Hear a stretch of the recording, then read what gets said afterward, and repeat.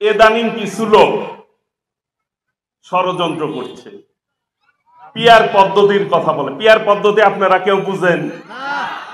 কেউ বুঝেন? কেউই বুঝেন না।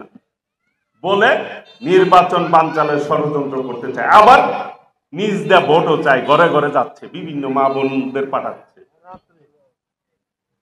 রাতের অন্ধকারে। যে কৃষক ভাই বললেন, যারা গোপনে কাজ করে, একটি কথা আছে, তাদেরকে গুপ্ত সংগঠনও বলা হতো। বিগত 17 বছর আওয়ামী লীগের ছাতার নিচে তারা রাজনীতি করেছে, তারা হামলার শিকার হয় নাই, এখন সামনে এসে দাঁড়াচ্ছে, তারা বড় বড় কথা বলছে, তারা মুখে একটা বলে অন্তরে আর একটা রাখে। তাদেরকে কি বলা হয়? কি বলা হয়? মুনাফিক।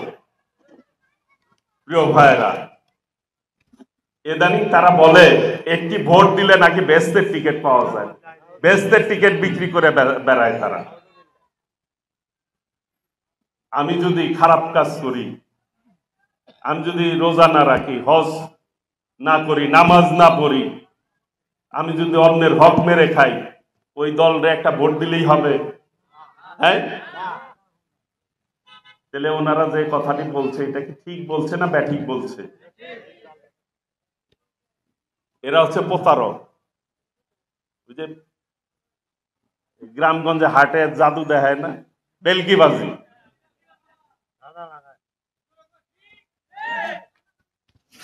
তো জনগণরে যারা ভেলকিবাজি দেখায় ভোট নিতে কি পারবে? জনগণের ভোট নিতে পারবে?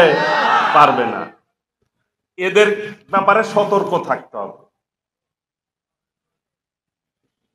অনেক আলেম ওলেমারা বলছেন, নীল নদের পানি যেরকম পানি না, জামাতে ইসলামও সেই রকম ইসলাম না। ওইটা হচ্ছে মৌদুদিবাদ নাকি? আজকে তারা বিভিন্ন কায়দায় আজকে এই নির্বাচন বানচালের চক্রান্ত করছে। এই দেশের জনগণ 14 সালে ভোট দিতে পারে নাই, পারছেন? 18 সালে পারছেন? 24 সালে পারছেন? এখন আপনারা সবাই কি ভোট দিতে চান না? কে কে ভোট দিতে চান? হাত তুলেন তো। সবাই ভোট দিতে চান, ভোট দিয়ে আপনাদের পছন্দ মতো সরকার গঠন করতে চান, তাই চান না?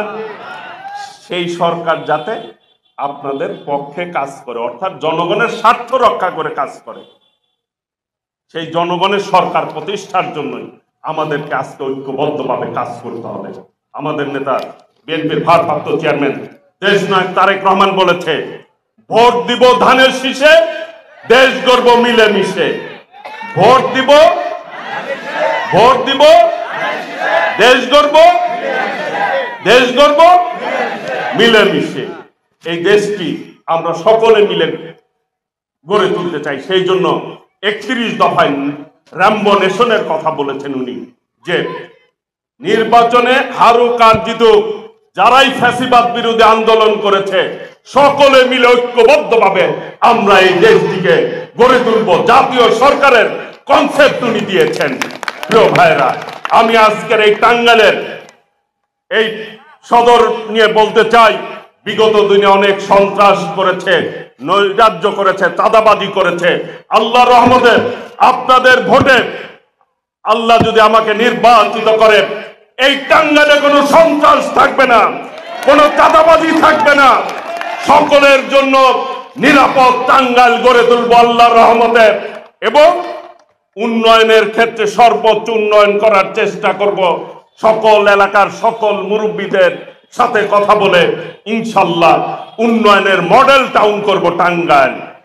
আর দেশ নায়ক তারেক রহমান একটি কথা বলেছে যুবক ভাইদের উদ্দেশ্যে, বাংলাদেশে অসংখ্য শিক্ষিত যুবক রয়েছে, আগামী দিনে বিএনপি যদি রাষ্ট্রীয় ক্ষমতায় আসতে পারে, 1 কোটি যুবকের কর্মসংস্থানের ব্যবস্থা করবে বিএনপি, এবং যারা চাকরি না পাবে সেই সমস্ত যুবকদের বেকার ভাতা দিবে বিএনপি ইনশাল্লাহ, চাকরি না পাওয়া পর্যন্ত। আগামী দিন ইনশাল্লাহ আপনাদেরকে নিয়ে ঐক্যবদ্ধভাবে আমরা এই দেশটিকে গড়ে তুলব।